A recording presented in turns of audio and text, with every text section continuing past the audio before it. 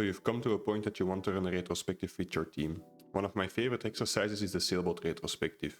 It gives me a metaphorical way to introduce the questions to my team. So let me show you how I run the retrospective. I've created a Miro board, so if you want to follow along, click the link in the description. So the Sailboat Retrospective has actually 3 main parts of exercise the team is going through. Before you start, make sure you add the goal at the island, so it gives you the metaphorical way to introduce the questions.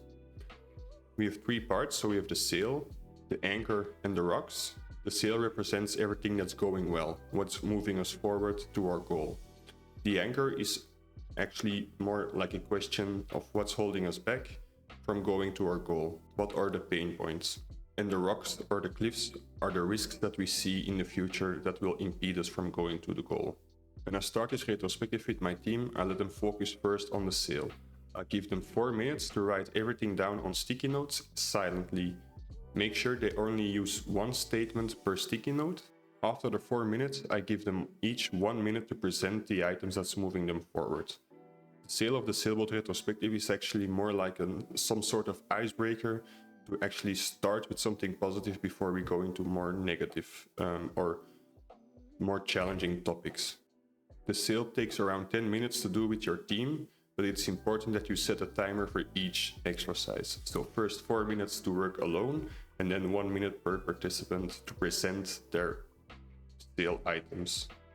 After we've done the sail, we can go to the anchor.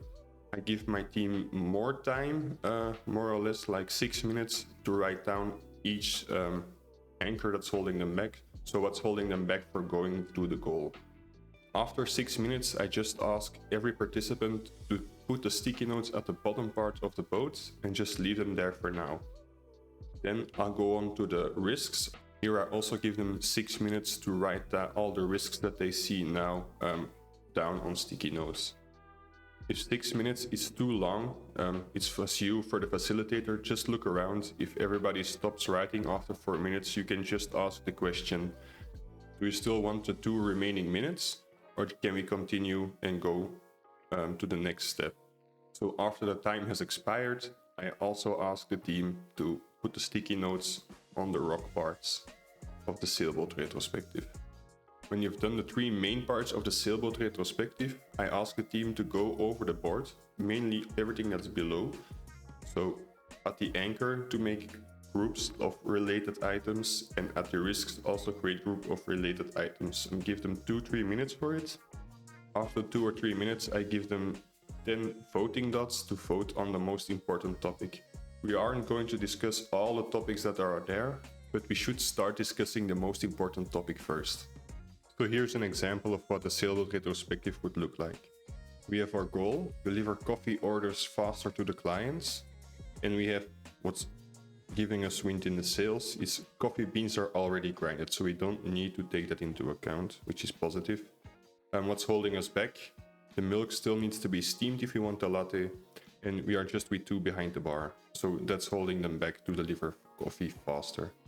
And the risks that we face for not delivering coffee faster to the clients is that we don't have enough material to support 10 plus customers at once.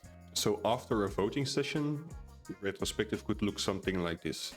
So our first discussion point will be not enough material to support 10 plus customers at once. We need to do the dishes too, which is fine. And how I mostly do this is by rephrasing the problem statement into an opportunity statement. So creating a problem statement into an opportunity statement, you can use the how might we. So here I created a how might we make sure that there is enough material to support 10 plus customers at once. And this is actually the starting point of the next step and is the brainstorming phase.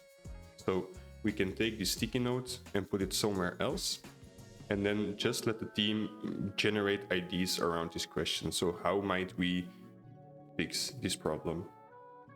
So you can give the team 7 minutes to work alone again, and afterwards let them stick them up all on a whiteboard or a frame in Miro.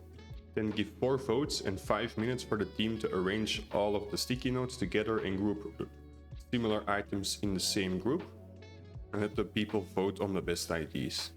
Afterwards, you can take 2 or 3 ideas as a maximum out of this retrospective and create an actionable statement. So So the outcome after the brainstorming could look something like this. We have a most voted item and now we can create an actionable item. So to create an actionable item, I use the what, who, when, the expected outcome and the reflection date. Now, if you're feeling overwhelmed to do the Sailboat Retrospective with your team, don't worry, there are facilitator notes with the link in the description. If you want to learn more about other retrospectives, don't forget to subscribe. See you later.